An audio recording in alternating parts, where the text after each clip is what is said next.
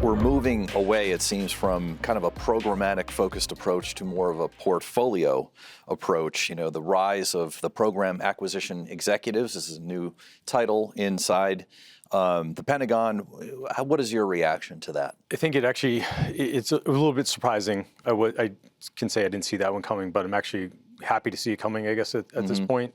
I think it gives a lot more autonomy and a lot more flexibility to actually move things around and actually provide the dollars where they're needed so that the focus on delivering the right outcomes that are needed, the solutions associated to that. So I think from that perspective, it's a pretty huge fundamental shift. Now, how that's all going to roll out, we'll have to see.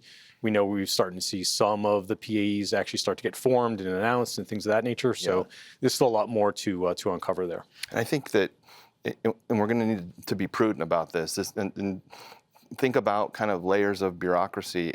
In industry, they've kind of already done this with more senior portfolio leaders, and there's some goodness in that, but you got to be careful because it can introduce another layer of process, reviews, things like that. But I think if we stick to the philosophy of speed, it's effective. I've been on programs where we were kind of supporting multiple different areas within the services, and the process to move money around was insane. So if this is done right, I think it'll be an effective tool. Back to that point, Bill, you're talking about sort of like industry had already done this, and they already did that to gain efficiencies and to manage their portfolios as appropriate. So it's actually interesting that, from an industry perspective, that's going back into the Pentagon and how they're actually going to manage versus having, kind of more siloed programs. So I think it's one of those things where industry has done a lot of great work there to actually find those efficiencies, put things in the right area, perhaps even think about reuse and stuff like that, things that will naturally come out of having more of a portfolio of programs and products. That's a good point about reusability of capabilities.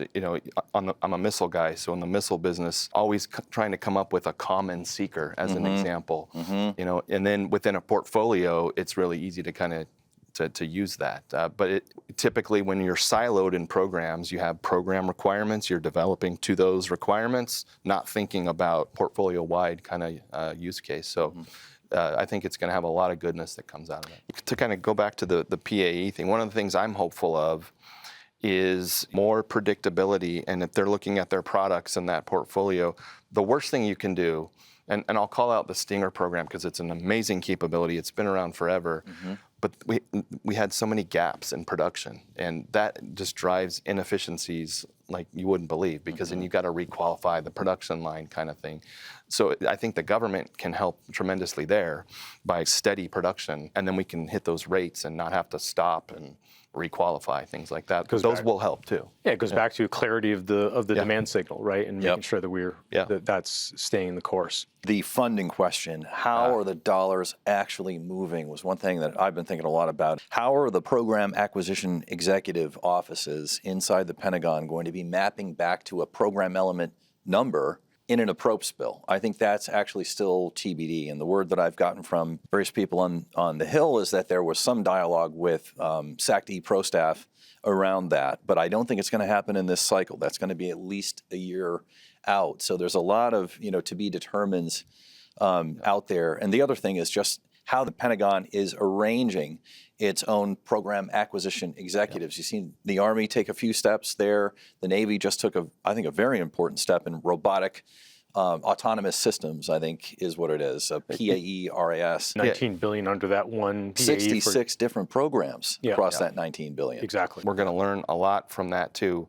But I like to think of it as like you're really going to need to look at the POM, look at the structure. We've talked a lot about this working with our customers. You kind of need to understand the financial architecture. So it's going to be critical. And maybe it's mission-based kind of thing, but they're really going to have to put some thought into doing that right. It's a very smart move from the government standpoint. I mean, you're putting an enormous amount of negotiating power and focusing it, if you will, into one programmatic, I'll call it, portfolio office. And that is the entity that's going to be doing the negotiating with industry.